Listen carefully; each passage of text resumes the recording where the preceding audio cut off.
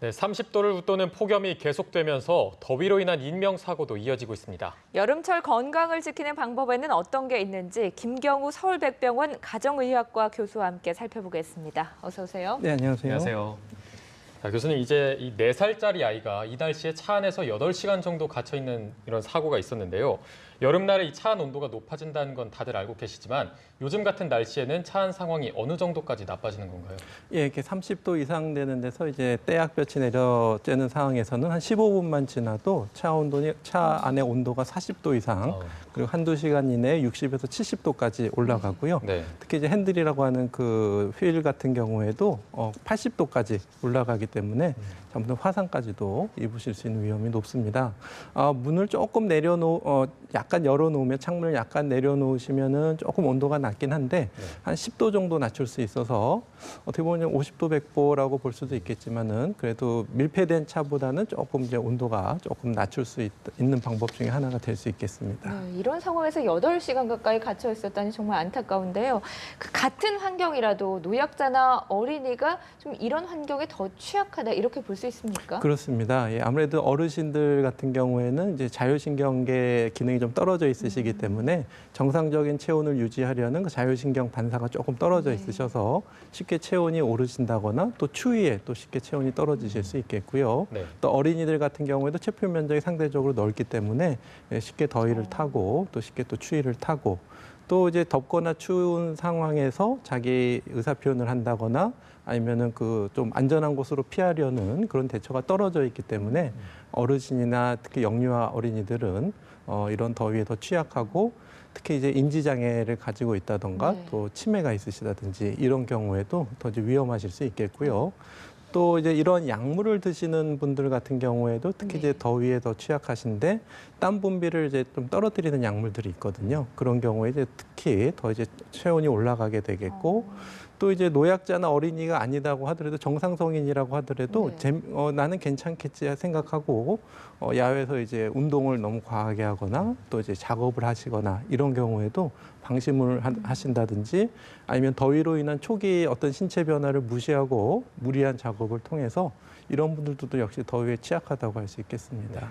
말씀해 주신 것처럼 밖에 야외 활동을 오래 하다 보면은 그 고온에 계속해서 노출이 되잖아요. 그러면은 이제 심한 열사병 같은 거에 걸릴 수 있는데 이때 주변에서 해줄 수 있는 응급 조치는 어떤 것들이 있을까요? 예, 우선 그 체온을 낮추시기 위해서 그 서늘한 곳으로 옮기셔야 됩니다. 그리고 체온을 낮추기 위해서 이제 물을 좀 뿌려주시거나 불필요한 옷은 좀 제거해 주시는 것이 좋겠고요. 이제 보셔서 의식이 좀 떨어져 있으시고 혼미하시고 좀 상태 많이 안 좋으시다고 판단되시거나 아니면 괜찮다고 확신이 안 드시면은 빨리 119에 연락을 하셔서 병원으로 이송할 수 있도록 그렇게 조치를 해주셔야 되고요. 이제 아무래도 이제 피하셔야 될 거는 이제 무리하게 뭐 물을 먹이신다던가 의식이 있으시면 자기가 먹으면 좋지만은 의식이 없는 상태에서는 강제로 뭘 먹이신다거나 이러시면 안 되겠고 빨리 연락을 하셔야 되겠습니다. 물을 먹이는 게 왜 안 되는 겁니까? 의식이 있으신 상태에서는 물을 먹는 게 굉장히 필요한데 의식이 없는 상태에서는 이제 폐로 들어가든지 흡인이 될 수 있기 때문에 물을 좀 뿌려주시도록 하시는 것이 좋겠습니다. 네. 자, 그런가 하면 술을 마시고 차 안에서 잠든 50대 남성이 사망하는 사건도 있었습니다. 체온이 무려 44도까지나 올라갔다고 하는데요. 앞서서 이제 초기에 뭐 신체 변화가 나타난다, 열사병에 걸리면 이런 말씀도 하셨잖아요. 네네. 체온에 따라서 몸에 느껴지는 변화 어떤 것들이 있는지 짚어주시죠. 예, 그 다양한 증상이 모호하게 나타날 수 있습니다. 우선 좀 피곤하다, 기운이 없다, 그리고 속이 약간 미식거렸다, 토할 것 같다. 또 이제 근육이 생긴다. 그러한 이상 증상이 생기고 좀 쉬고 싶다. 이제는 이런 반응이 옵니다. 근데 이게 더 진행되게 되면은 의식이 떨어지고 뭐 횡설수설한다든지 아니면 쉽게 뭐 짜증이 내고 성격이 좀 변한다든지 그런 변화로 나타날 수 있고 또 땀이 심하게 나거나 탈수가 심한 경우에는 오히려 반대로 땀이 안 난다던가 더운데 땀이 안 난다 이러면은 열사병 위험 조짐으로 보셔야 되겠습니다. 네. 이렇게 이런 날씨에 술을 마시는 게 위험하기는 하지만 이렇게 더운 날씨에는 시원하게 맥주 한두 잔 하시는 분들이 많거든요, 생각보다. 그럴 때 이럴 때 이렇게 한두 잔 정도 마시는 게 건강에는 어떨지도 궁금합니다. 평상시에 정상 성인이 한두 잔 드시는 건 전혀 문제는 없겠습니다. 네. 그리고 이제 더울 때 이제 차가운 음료수를 드시면 그 자체가 수분 공급 효과도 있지만 이제 체온을 좀 낮춰주는 효과가 네. 있기 때문에 맥주 한두 잔이 굉장히 시원하게 느껴지시는데요. 사실은 이제 술 자체는 우리 몸의 체온 반응을 떨어뜨리고 또 더위를 쉽게 더 타게 해서 더운 환경에서 체온이 더 잘 올라가게 합니다. 그리고 우리가 이제 더울 때는 덥다고 느껴야지 또 거기에 맞는 적절한 조치를 취하고 우리 몸을 조절할 수가 있는데 더운 걸 인지하지 못하게 되면은 그 열사병, 체온이 올라가는 환경에 더 노출될 수가 있기 때문에 과음이나 또 이제 술 같은 것은 이제 피하셔야 되겠고요. 네. 또 이제 카페인이 많은 어떤 커피라든가 아니면 에너지 음료 이런 경우에도 탈수를 만들고 열사병 위험이 높기 때문에 피하셔야 되겠고 또 역시 당분이 많은 음료도 이제 수분 고갈을 만들기 때문에 네. 단 것도 좀 피하시고 그냥 물이 좋겠습니다. 네. 그냥 물을 드시면 좋겠습니다. 한여름에 비닐하우스나 실내 작업장 같은 데서 작업을 하는 분들 기온이 바깥보다 더 많이 오르기 때문에 위험할 것 같습니다. 이분들이 알아야 할 건강 상식이 있다면 이 부분 좀 알려주시죠. 예, 우선 작업을 하시던 분은 늘 하던 일이니까 괜찮겠지 하고 네. 방심하는 게 가장 문제가 되시기 때문에 조금이라도 좀 이상 증세가 나타나시면 그 서늘한 곳으로 좀 피시고 좀 휴식을 중간중간 취하셔야 되겠습니다. 그리고 이제 그런 데가 너무 동떨어져 있다 그러면은 좀 그늘이라든가 쉴 수 있는 데를 만들어 놓으셔야 되겠고 또 이제 혼자 이제 작업을 하시다가 이제 쓰러지시면 아무 도움을 못 받으시기 때문에 가급적이면 두 분이서 같이 작업을 하셔서 한 분이 어려움을 처해졌을 때 한 분이 도와주시거나 빨리 연락을 할 수 있도록 그렇게 하셔야 되겠고요. 그 수분 같은 경우에는 목이 마르다고 느낄 땐 이미 탈수가 된 거기 때문에 예, 작업하시면 충분히 물을 드시고 또 작업 중에도 물을 드시고 작업이 끝난 후에도 충분한 물을 드셔서 충분한 수분 상태를 유지해 주셔야 되는데 그게 이제 우리가 탈수 증상이라고 보게 되는 것이 맥박이 빨라진다. 네. 그럼 탈수를 의심하셔야 되고 소변량이 줄거나 소변이 진하게 나온다. 이것도 이제 탈수 증상이기 때문에 네. 충분한 소변량을 보시면서 물을 많이 드시는 것이 좋겠습니다. 이상 증세라고 한다면 앞서서 언급해 주신 뭐 미식거린다거나 기운이 빠진다거나 어지럽다거나 이런 증세가 다 포함되는 거죠? 그렇습니다. 조금이라도 네. 이상 증상을 느끼시면 쉬시고 충분한 수분을 드시는 것이 좋겠습니다.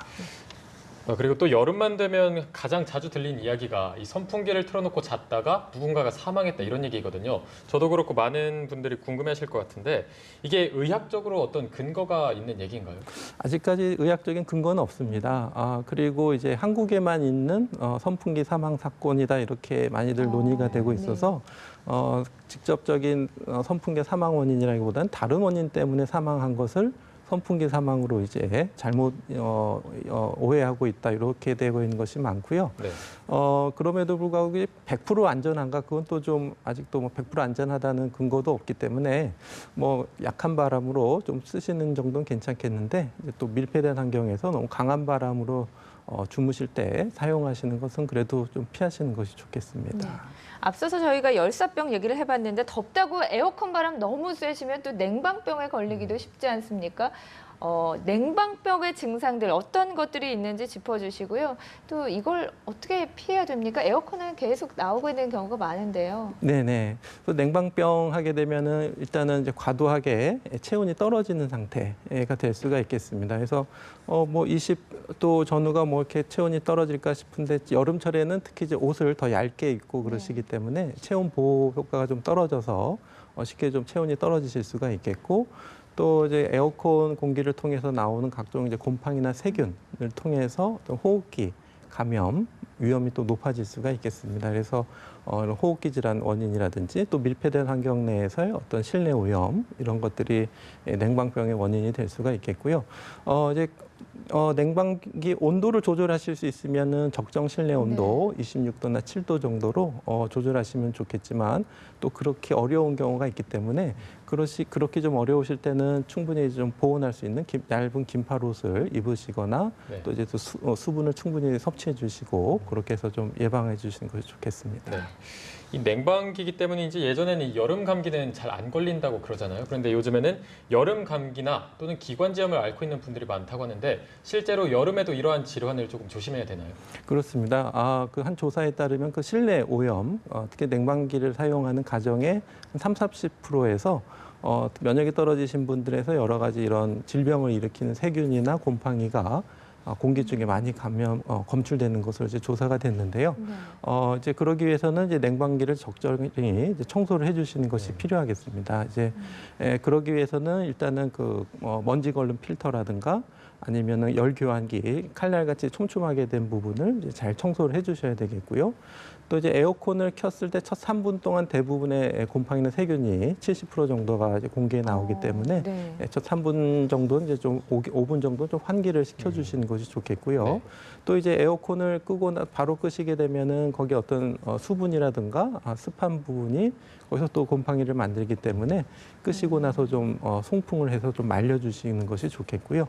또 이제 사용하시고 나서는 이제 실내에 어떤 곰팡이나 세균들이 많기 때문에 또 좀 서늘할 때 좀 환기를 시켜주시고 해서 냉방기를 잘 관리해 주시는 것이 필요하겠습니다. 네.